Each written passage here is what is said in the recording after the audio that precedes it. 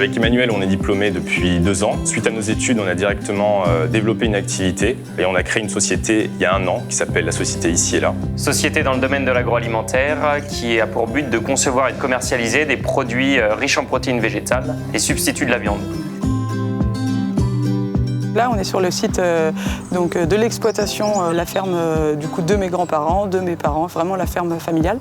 Et nous, en fait, on a repris une exploitation de plus de 70 hectares à 4 km. Je suis avec mes parents, promo 76, et mon mari aussi qui a fait un BTS agricole. C'est vraiment intéressant d'avoir cette réflexion sur l'agriculture assez intense, alors avec un décalage générationnel de 30 ans, de partager des nouvelles réflexions avec eux.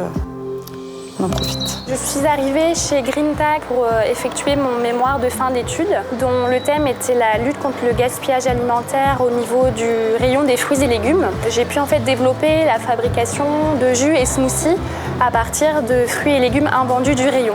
Moi, quand je suis rentrée à l'école, à la base, je voulais faire environnement. Et puis au bout d'1 an, je me suis dit qu'en fait l'agroalimentaire c'était pas mal. Donc j'ai fait du coup mes stages en conséquence. Et puis quand j'ai recherché du travail en sortie, en fait j'ai eu une opportunité de rentrer chez Charal aux achats. Et puis je me suis dit on y va, on teste et on verra bien. Et puis 8 ans plus tard, j'y suis toujours. L'idée pour moi, c'était avant tout de rester dans le milieu agricole dans lequel j'ai été éduqué, puisque mes parents ont une exploitation agricole dans le Tarn. Je souhaitais aussi conserver mon activité sportive qui était le rugby. Il se trouve qu'au bout de la 3e année, j'ai intégré une équipe professionnelle, à savoir Colomiers, pendant 2 ans, puis après le Stade Toulousain. Et grâce à mon emploi du temps aménagé, j'ai pu concilier les deux et arriver donc à avoir à la fois mon diplôme d'ingénieur et être à la fois professionnel de rugby. Donc c'était pour moi un but qui était difficile à atteindre mais réalisable. Mon rôle, c'est de sensibiliser à la protection de la biodiversité, de la nature en ville. Dans notre école, on a un parcours assez généraliste et c'est vrai que j'avais envie de me spécialiser dans la protection de l'environnement. Donc tout de suite, j'ai saisi, on va dire, les opportunités comme des stages et des séjours à l'étranger qui m'ont permis de me spécialiser.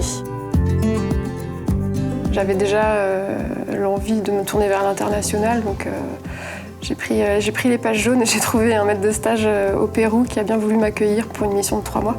On a eu l'opportunité de faire notre master à l'étranger. Je parlais déjà espagnol et puis j'avais envie de renforcer mon anglais. Donc j'ai choisi le premier semestre aux États-Unis, à l'université du Wyoming, donc dans le Grand Ouest américain.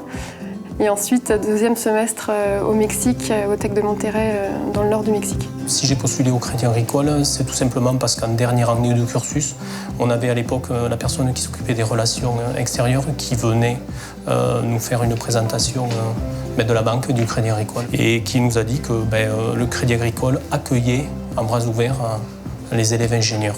Ça peut paraître bizarre en fait d'être ingénieur agri et de finir en agence de com, mais finalement on nous donne une boîte à outils quelque part en fait, et puis on va utiliser un peu les outils qu'on veut en fonction du projet qu'on est en train de mener.